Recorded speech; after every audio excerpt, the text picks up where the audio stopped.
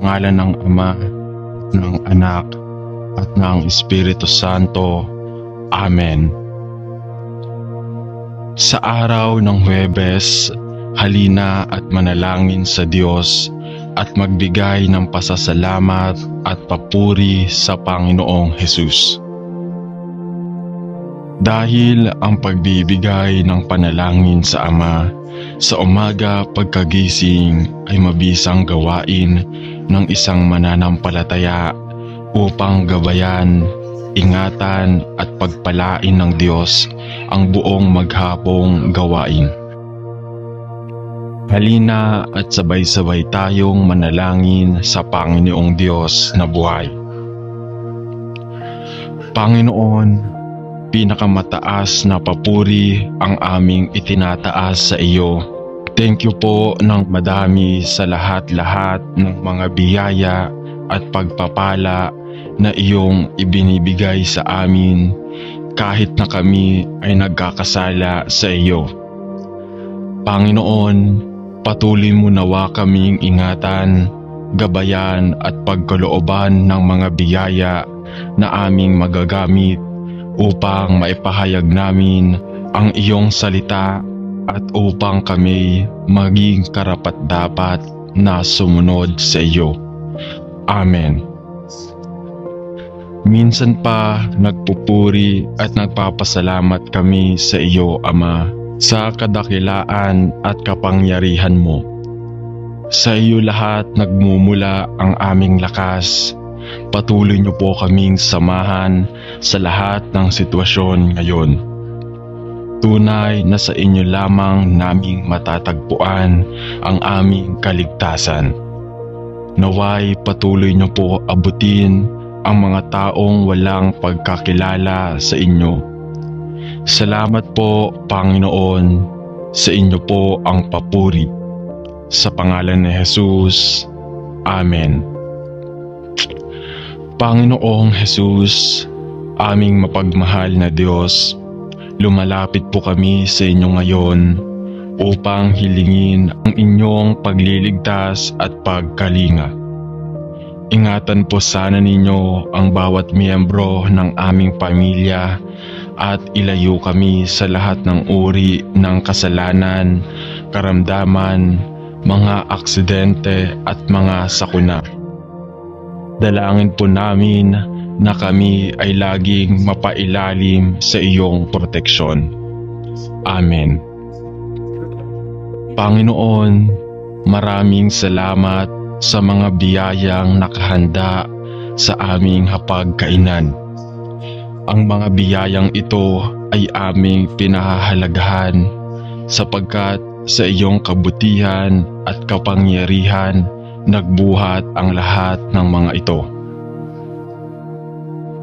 Maraming salamat, Panginoon, sa patuloy ninyong pagbibigay sa amin ng mga pagkaing aming kailangan upang maging malakas at malusog sa aming araw-araw na buhay. Maraming salamat din sa aming pagsasama-sama ngayong oras ng pagkain at naway magkaroon kami ng pagkakataong muli na susunod pang mga araw na muling magkasama-sama upang pagsaluhan ang iyong mga magagandang hiyaya. Sa pangalan ng iyong anak na si Jesus. Amen. Maraming salamat po, Amang Banal, sa mga biyayang iyong ipinagkaloob sa amin sa araw na ito. Sinasamba ka namin sa patuloy mong pagkalinga sa aming sambahayan at sa aming buong komunidad na aming ginagalawan. Naway maging maayos ang aming pagsasalo-salo ngayon na ito at sa mga susunod pang araw. Amen. Ama, basbasan mo po ang mga biyayang ipinagkaloob mo sa amin upang aming pagsasalo-saluhan. Ibinabalik po namin sa iyong harapan ang lahat ng kapurihan, at naway maging karapat-dapat kami sa lahat ng biyayang patuloy ninyong ipinagkakaloob sa aming pamilya at sambahayan. Maraming salamat po, Panginoon, sa aming masaganang pamumuhay. Ang iyong kabutihan at kaluwalhatian ay hindi magpupulang kailanman. Amen. Maraming salamat, Diyos ko, sa magdamag na pagbabantay sa akin at sa aking mga mahal sa buhay. Nagpapasalamat din ako sa isa pang araw at pagkakataon na iyong ibinigay sa akin upang makapiling ko ang aking mga mahal sa buhay at maipamahagi sa aking kapwa ang aking pagmamahal at pagkalinga. Maraming salamat din sa pagkakataon na maipakita sa iyo ang aking pananampalataya. Ama, sa pagdaan ng mga araw, unti-unti ko nang nauunawaan kung bakit ako umiiral ngayon sa mundong ito. Maraming salamat sa laging pagpapaalala sa akin na ako'y naririto upang maglingkod at sumamba sa iyo. Maraming salamat sa patuloy na pagpapaalala sa akin na ako'y naririto upang tumulong sa aking kapwa.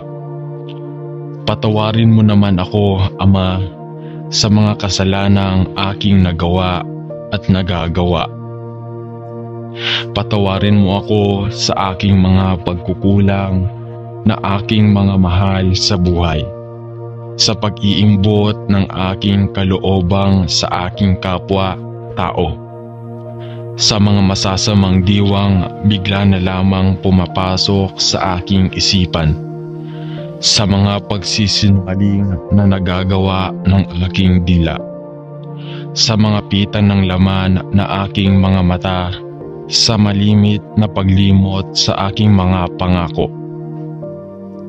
Ininghihingi ko ng kapatawaran ang lahat ng aking pagsalangsang. Ako'y maliit na alipin, gawaran mo ako kahit katiting na kalakasan upang labanan ang mga tuksong ito. Linisin mo ang aking puso, bigyan mo ng kabutihan ang aking kalooban, at gawaran mo ako ng busilak na damdamin sa buong maghapon. Nais ko pong sundin ang iyong kalooban at nakahanda ko pong subukan na magampanan ang mga tungkuling iyong inaatang sa akin sa araw na ito. Bigyan mo lamang ako ng sapat na lakas upang maitatwa ang mga masasamang gawain at tahakin ang tamang daan na dapat kong lakaran. Nakahanda rin po akong sumunod sa iyong kalooban at anumang utos na buhat sa iyo ay aking pong pipiliting sundin. Naway maging matibay ako sa mga pagsubok ng buhay at unti-unti ko pong malagpasan ang mga unos na darating. Patnubayan mo ang aking mga mahal sa buhay na siya kong nagiging inspirasyon sa mundong ito upang maipagpatuloy ang aking buhay. Marami pong salamat. Panalangin namin ang lahat ng ito sa pangalan ni Jesus. Amen. Sa ngalan ng Ama at ng Anak at ng Espiritu Santo. Amen.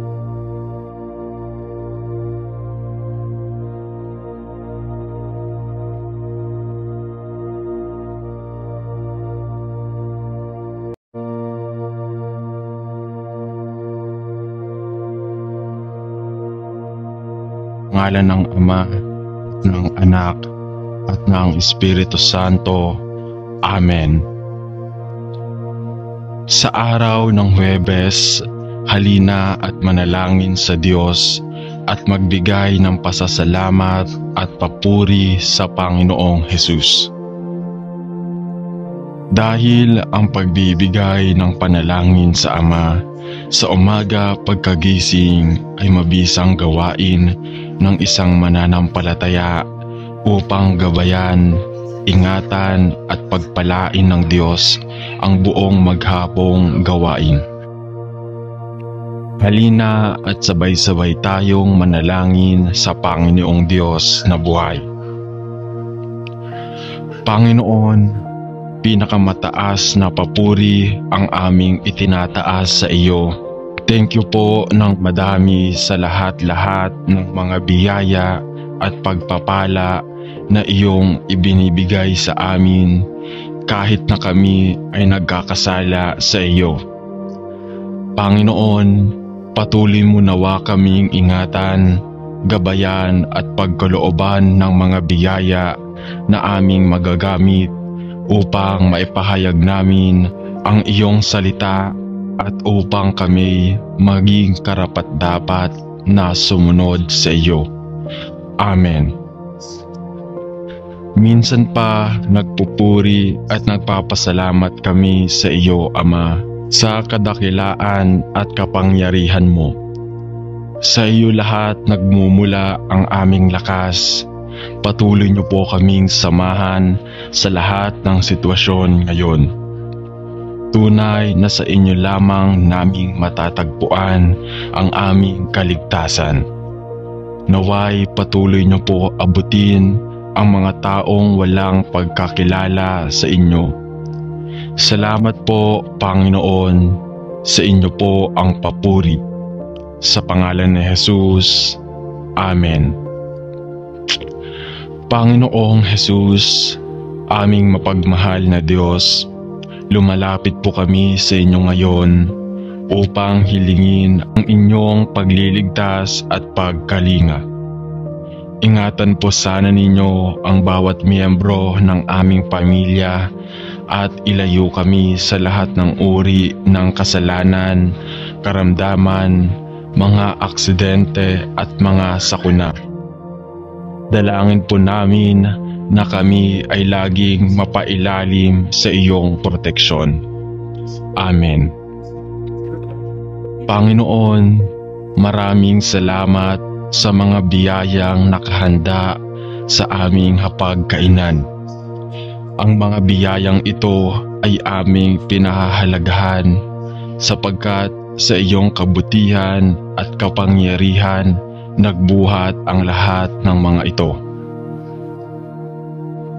Maraming salamat, Panginoon, sa patuloy ninyong pagbibigay sa amin ng mga pagkaing aming kailangan upang maging malakas at malusog sa aming araw-araw na buhay.